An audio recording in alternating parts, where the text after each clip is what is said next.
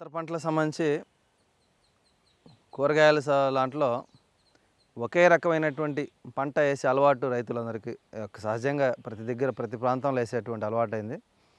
అట్లా కాకుండా పాత రోజుల్లో పత్తి వేసినప్పుడు పత్తిలో కొంచెం ఒక సాలు ఎర్రగడ్డ లేకుంటే మొక్కజొన్న లేకుంటే సజ్జో లేకుంటే రాగులో ఒక పక్కన ఇంకా ఆవాలు కొంత వేసేవాళ్ళు. ఇట్లా ఒక్కొక్క ప్రాంతాన్ని బట్టి అక్కడ వచ్చేటువంటి రకాలను బట్టి వాళ్ళు కొన్ని ఎన్నుకొని ఒక్కొక్క ప్రధాన పంట పత్తి అనుకుంటే దాంట్లో అంతర పంటలుగా వేసేవాళ్ళు. దాంట్లో ఉపయోగం ఏంటంటే పత్తికి ఆశించేటువంటి పురుగు పక్కన ఉన్నటువంటి దానికి ఆశించటం, పత్తికి తక్కువ డ్యామేజ్ జరగటం. అదే కాకుండా ఈ యొక్క ఆవాలు వేసినప్పుడు కొన్ని ఆ యొక్క స్మెల్ దాని యొక్క వాసనకి పురుగు దాని మీదకి రాకుండా ప్రాంతానికి రాకుండా నివారించడం జరిగి ఉంది. అదే కాకుండా అరటిలో బొబ్బర్లు కానీ పుచ్చ మళ్ళీ టమోటా ఇలాంటివి వేసి చూసాం. దాంట్లో అరటి మంచి గ్రోత్ వచ్చింది, క్వాలిటీ కూడా వచ్చింది. అదే కాకుండా అదనంగా టమోటా వచ్చినప్పుడు ఆ అరటికి కావాల్సినటువంటి ఖర్చు టమాటాలో మాకు సమకూరింది. అయితే దానికి సంబంధించి పోటీతత్వం లేదు.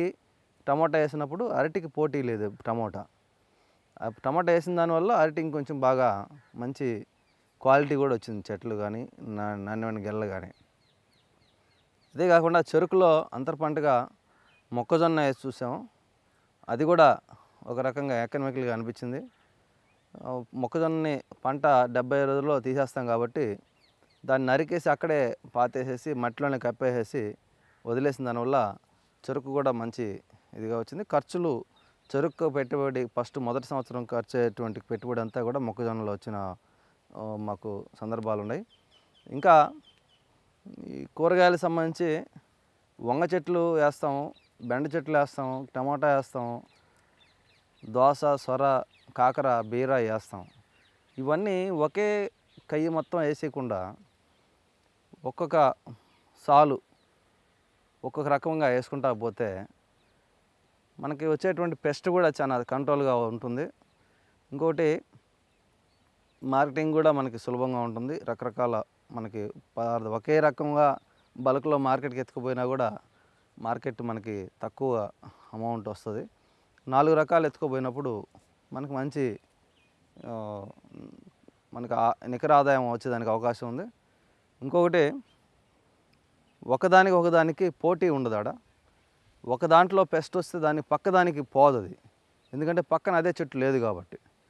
వంగ చెట్టు వేస్తే పక్కన మెంతులు కానీ, ఆవాలు కానీ, జొన్న కానీ, మొక్కజొన్న కానీ, ఇంకా ధనియాలు కానీ ఇలాంటివి వేయగలిగినప్పుడు ఆ యొక్క పక్కన ఉండేటువంటి వంగ చెట్టుకి డిసీజులు రాకుండా కూడా కొన్నిసార్లు గమనించాము. అయితే వాతావరణం బట్టి కొన్ని మార్పులు వస్తుంటాయి. మనం ఎక్కువగా దాని యొక్క ఉపయోగాన్ని గమనించి ఆ యొక్క ప్రాంతాన్ని బట్టి మనం అక్కడ వచ్చేటువంటి సహజంగా అందరూ వేసేటువంటి పంటల్లో కొన్ని మనం ఎన్నుకొని ఇవన్నీ మిక్స్ చేసుకోగలిగితే పక్కనే మనం ఒకే పంట కాకుండా రకరకాల పంటలు వేసిన దానివల్ల ఉపయోగాలు చాలా ఎక్కువ.